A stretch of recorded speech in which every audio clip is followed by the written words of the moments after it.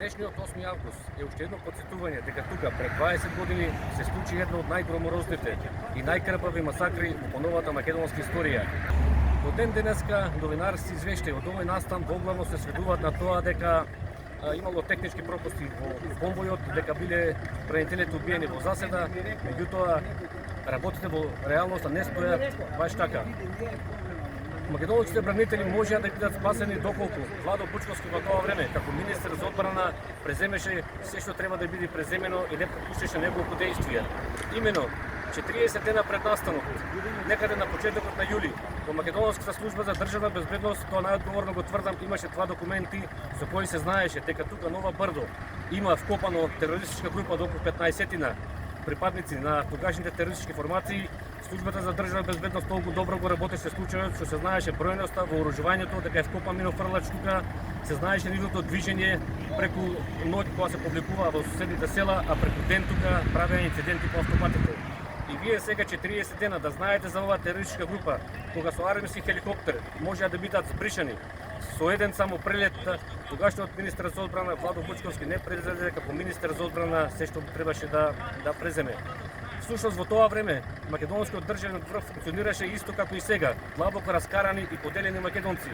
Лјупчо Ѓорѓиевски и Бранко Црвенковски само одеа кај Леотари, Пердју и се подошија. Дури за време на војна, Ѓорѓиевски и Црвенковски не седнаа да кажат било што било, сега е војна, дај да ја браниме татковината, а после на избори пак ќе се расправаме.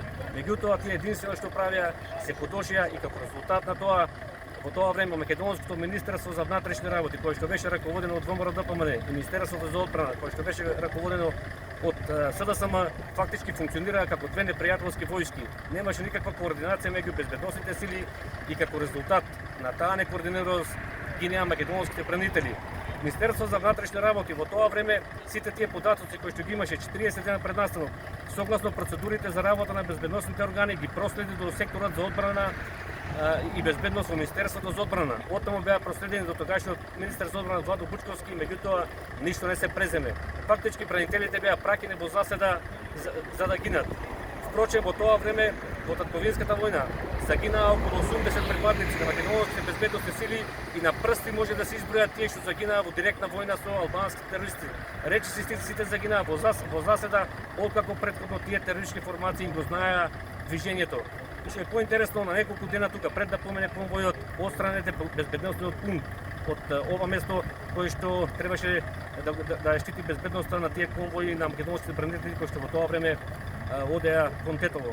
Значи време е, 20 години помина, сега роднините на загинатите, пријателите, нивните семејства, многу повеќе ги боли тоа што не ја знаат вистината. Што ден денеска не им се кажува вистината, бидејќи ако кажат дека имало пропусти од безбедносните органи, тоаш државата ќе треба да плаќа длабоки одштети на семејствата на бранителите. Меѓутоа, јас прашувам, има ли цена со која што може да се обештети еден македонски бранител? Затоа, еве и од ова сега место, после 20 години повикувам најпосле да се празумат овие македонски политички елити, да ја расчистат вистината, бидејќи ние не можеме напред ако минатото не прогонува. Дека е вечна славата на македонските бранители кои загинаа тука кај Карпалак во одбрана на територијалниот интегритет и суверенитет на државата.